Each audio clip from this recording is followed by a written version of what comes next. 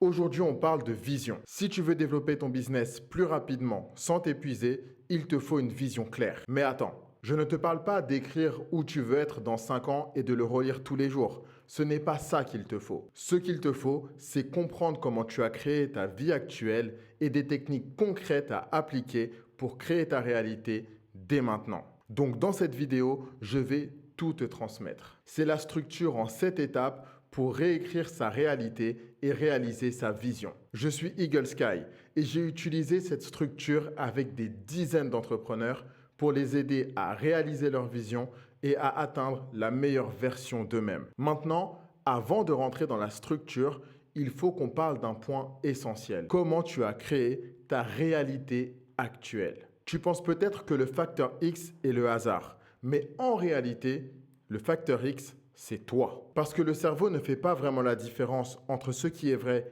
et ce qui est faux, mais il fait une chose incroyable. Il te pousse vers la réalité à laquelle tu crois le plus et que tu te répètes le plus souvent. C'est ce que j'appelle le récit interne. Tu es le personnage principal de ton histoire depuis ta naissance. Mais c'est seulement quand tu obtiens la compétence de penser que tu commences à écrire ta réalité. Et le meilleur exemple de ça sont les histoires que créent les enfants avec les Playmobil. Mais il y a d'autres éléments qui influencent ton récit interne, ce que les autres disent sur toi. Par exemple, quand on te dit que tu es désordonné, la première chose que ton cerveau fait, c'est de chercher des preuves de cette affirmation. S'il en trouve, ça confirme le discours extérieur et à force, ça l'intègre dans ton récit interne. Donc si on te dit 10 fois que tu es désordonné et que ta chambre est en bordel ces 10 fois, ça confirme à ton cerveau que tu es désordonné. Et le problème de ça, c'est qu'une fois que c'est ancré dans ton récit interne, tu commences à agir comme une personne désordonnée. Puis, tu prends l'habitude d'être désordonné. Tu ne ranges plus ta chambre, tu ne ranges plus le reste de la maison, jusqu'au moment où tu crées une identité de quelqu'un de bordélique. Et ça a un impact sur tous les aspects de ta vie. C'est le processus de création de réalité. Ton récit interne dicte tes actions créent tes habitudes forgent ton identité et ton identité crée ta réalité. Et si je commence par là, c'est parce que c'est essentiel de comprendre comment tu as créé ta vie actuelle inconsciemment pour pouvoir créer ta réalité volontairement et dès maintenant.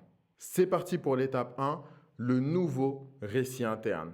Et je vais te dire un truc, on s'en fout de ce que tu veux vivre dans 5 ans. Le problème avec les objectifs à 5 ans, c'est que souvent, tu manques de jus pour continuer à faire les actions sur le long terme. Parce que ce que tu veux vivre dans 5 ans est à des années-lumière de ce que tu vis aujourd'hui. Donc, souvent, c'est démotivant. On s'y intéressera plus tard parce que ça a quand même un intérêt. Mais là, ce que tu dois définir, c'est ce que tu as envie de vivre maintenant. Surtout que ton cerveau ne comprend pas vraiment le temps. Il est stimulé par des expériences, qu'elles soient passées, présentes, futures ou même qu'elles n'existent que dans ta tête. C'est pour ça que les souvenirs te touchent même après des années et que les choses que tu veux vivre te font rêver même si elles ne se sont pas encore passées. Et il existe un mode qui te permet de modifier complètement ton récit interne en très peu de temps. Ça s'appelle le mode par défaut. Et pour faire simple, c'est un mode dans lequel tu es totalement concentré sur toi. Et je vais te montrer comment y entrer sur commande. La première chose à comprendre, c'est que ce mode ne peut pas s'activer si tu es concentré sur l'extérieur. Tu as besoin d'être concentré sur toi. Ça ne veut pas dire méditer, mais tu te souviens quand tu étais gamin? Tout le temps que tu passais à rêver d'autres réalités, d'autres versions de toi, à laisser ton esprit vagabonder entre le présent, le passé et le futur sans aucune limite, c'est exactement ce dont tu as besoin maintenant. Quand on est devenu adulte et un peu chiant, on appelle ça l'introspection. Mais je préfère parler d'exploration intérieure. Quand tu enlèves toutes les limites qui ont été posées par la société, par tes parents, par ce qui est censé être possible, qu'est-ce que tu as vraiment envie de vivre là, tout de suite? Et si tu essayes de répondre à la question en regardant cette vidéo, ta réponse sera sûrement incomplète. À la place, fais ça. Prends quelques heures pour laisser ton esprit vagabonder et répondre à cette question. Note absolument tout sur format papier. le portable te ferait sortir de ton exploration intérieure. Et répète cette exploration à chaque fois que tu veux modifier ou renforcer ton récit interne. Si tu fais ça, je te garantis que ta vision sera plus claire qu'elle ne l'a jamais été auparavant. Et maintenant, on va voir comment étendre cette vision et ta réalité au-delà de toi. Et pour ça, on enchaîne directement avec l'étape 2, l'extension de soi. L'être humain est un animal social. Pour comprendre cette phrase, il faut remonter à la préhistoire et aux versions primitives de l'humain et surtout de notre cerveau. À l'époque, être seul était synonyme de mort. Tu avais besoin de ta tribu pour survivre. En même temps, je ne me vois pas faire un 1 contre 1 face à un mammouth. Mais bref, ça a créé naturellement le besoin d'appartenance qui s'est ensuite exprimé de différentes façons à travers les siècles jusqu'à aujourd'hui. Mais ce qui est vraiment intéressant, c'est qu'au-delà d'être un animal social, l'être humain a besoin d'être utile et de servir à quelque chose. C'est à cause de ce besoin que tu as tant de mal à dire non. Parce que tu as peur d'être classé dans la catégorie des personnes inutiles et d'être abandonné par ta tribu parce que tu ne sers à rien. Mais quand tu inverses cette peur, tu comprends que servir volontairement te permet de dépasser ton ego et d'aller beaucoup plus loin. Réfléchis-y. Tu fais souvent mieux les choses pour les autres que pour toi-même. Et ce n'est pas un manque d'estime. C'est l'expression d'un besoin profond de servir et d'être utile. Maintenant, le vrai jeu est de savoir qui tu veux servir. Et je ne te parle pas d'un point de vue marketing. Je ne te demande pas de créer ton avatar. Quel type de personne tu as envie d'aider à vivre une meilleure version de leur vie? Parce que ce type de personne devient une extension de toi. Regarde, lorsque tu as des enfants, dès qu'il leur arrive une chose négative, tu as l'impression de te faire poignarder en plein cœur. Parce qu'ils ne sont pas à côté de toi. Ils font partie de toi. Et c'est la même chose que tu ressens avec plus ou moins d'intensité lorsque tu es profondément engagé dans une cause et qu'elle est traînée dans la boue. Si tu trouves qui tu veux servir, abandonner ne sera même plus une option. Parce que tu ne te battras plus pour des désirs égoïstes comme faire de l'argent, mais pour quelque chose de plus grand que toi, comme tout bon personnage principal. Et voilà ce que tu peux faire pour trouver la réponse à cette question. Repars en mode exploration et demande-toi qui est-ce que tu veux servir. Souvent, ce sera un miroir de tes expériences passées, d'où l'importance de laisser ton esprit vagabonder aussi longtemps et aussi loin que nécessaire. Maintenant que tu sais qui tu veux servir, il est temps de reconfigurer ton cerveau pour que ton envie de servir devienne une véritable mission. Et c'est ce qu'on va faire dans l'étape 3, la mission héroïque. Le type de personne que tu veux aider a sans doute plusieurs problèmes. Certains évidents, certains quasi invisibles, voire même totalement invisibles. Alors, assez rapidement, il faut que tu définisses qu'est-ce que tu as envie de régler pour ces personnes. Quelle est la chose la plus dure à vivre pour eux que tu aimerais corriger ou améliorer? Si tu veux aider les entrepreneurs, peut-être que tu aimerais améliorer leur harmonie pro-perso pour qu'ils puissent développer leur business sans se tuer au travail et sans sacrifier leur vie. Le but ici n'est pas de créer une promesse de vente, mais d'activer les circuits de ton cerveau qui permettent de transformer une simple envie de servir en véritable mission héroïque. Parce que lorsque tu restes vague, rien ne se passe. Ce n'est pas dire « je veux aider les entrepreneurs » qui te fait te lever de ton canapé ou investir sur toi-même. Mais quand tu exprimes un problème précis à résoudre, une chose très intéressante se passe. Si tu dis que tu veux aider les entrepreneurs épuisés à récupérer du temps pour développer leur business plus rapidement sans sacrifier leur vie perso, tu actives le système réticulaire activateur dont l'un des rôles est de définir ce qui mérite ton attention. Autrement dit, tu dis à ton cerveau « ce truc-là est important, donne-lui de l'attention et des ressources ». Plus ton problème est précis, plus ton cerveau apprécie.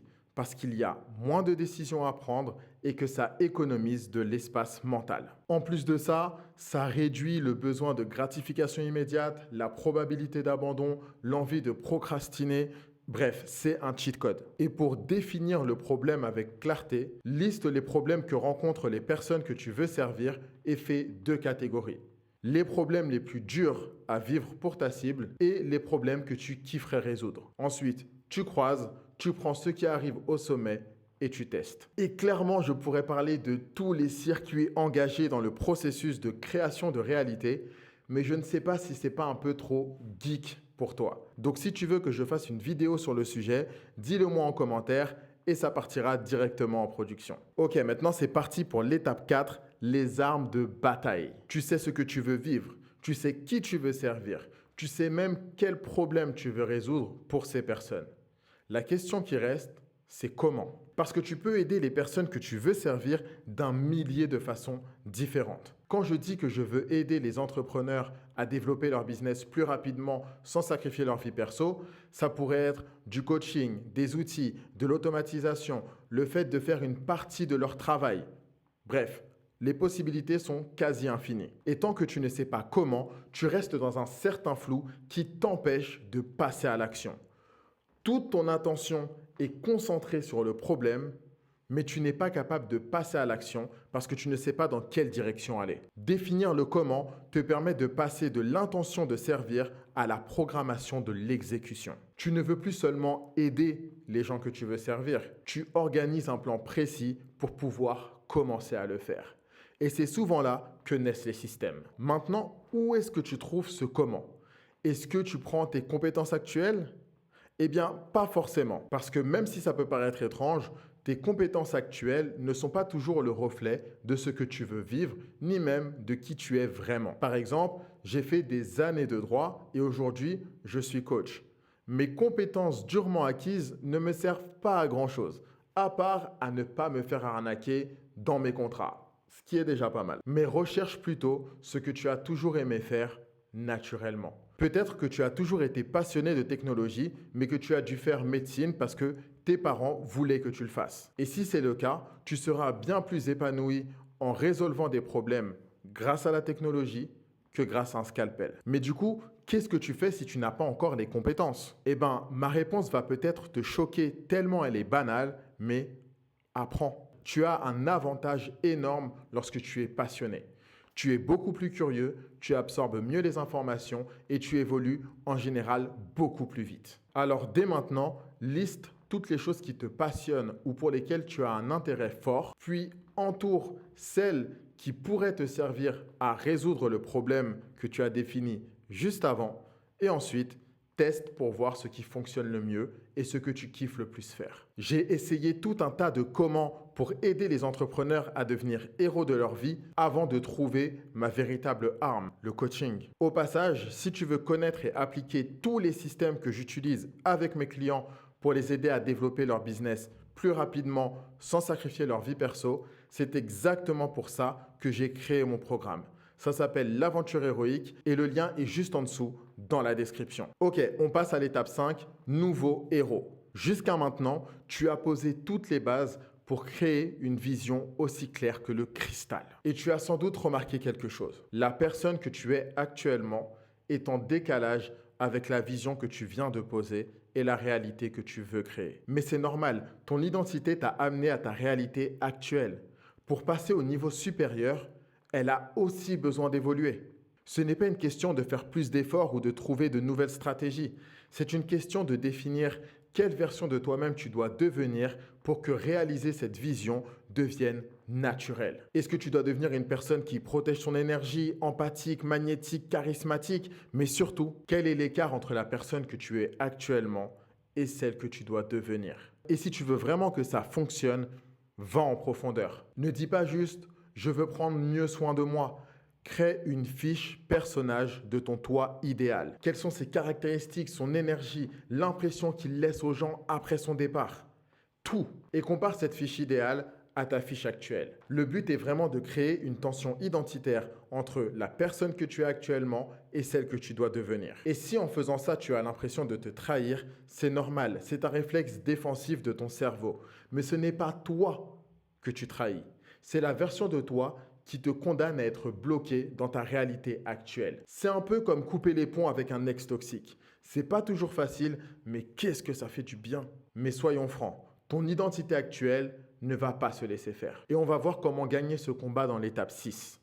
Nouveau standard. Tu as besoin d'ancrer de nouveaux comportements pour confirmer ton nouveau récit interne grâce au processus de création de réalité. Autrement dit, tu dois te comporter comme la personne que tu veux devenir. Mais cette fois, tu le fais de façon consciente Et pour ça, il y a deux choses que tu peux faire. La première est de te répéter tous les jours ta nouvelle identité, avec une phrase simple mais puissante. Et la deuxième est de te demander à chaque action ou décision, que ferait mon héros intérieur?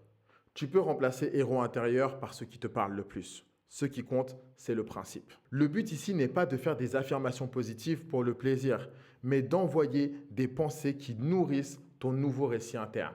Si tu penses jour après jour que tu protèges ton énergie, tes actions finissent par refléter cette réalité. Tu dis non plus souvent, tu arrêtes de répondre aux clients après une certaine heure, tu refuses les clients qui seront toxiques, ce genre de choses. Et quand tu doutes, te demander ce que ferait la version de toi que tu aspires à devenir te donne l'élan nécessaire pour faire ce qu'il faut. Plus tu répètes le processus, plus tu récupères des preuves que ton nouveau récit interne est celui que ton cerveau doit suivre. Tes pensées deviennent des actions, puis des habitudes, des comportements, ton identité, jusqu'à créer ta réalité. Mais si tu veux vraiment tenir sur le long terme, il y a quelques règles à respecter.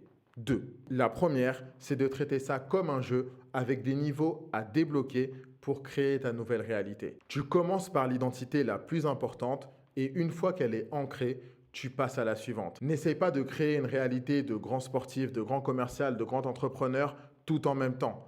Fais les choses niveau par niveau. La deuxième chose, tout simplement, autorise-toi des moments définis en avance où tu relâches la tension identitaire.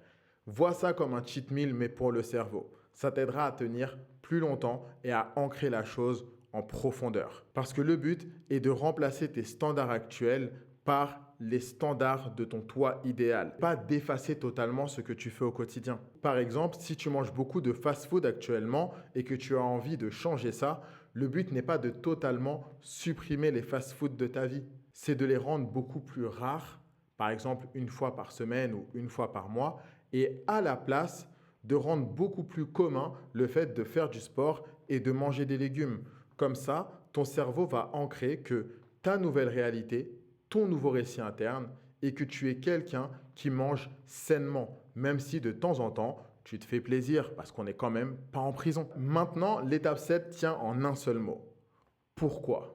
Parce que jusqu'à maintenant, tu as créé un ensemble de règles qui te permettent de créer ta réalité. Mais le problème, c'est que les règles peuvent être assez facilement brisées lorsque tu as la flemme, tu ne te sens pas bien ou tu es tenté par quelque chose de plus stimulant. Alors, on va transformer ces règles en valeurs. Et pour ça, il est essentiel que tu te demandes pourquoi chaque chose est importante pour toi. Pourquoi c'est important pour toi de vivre cette vie?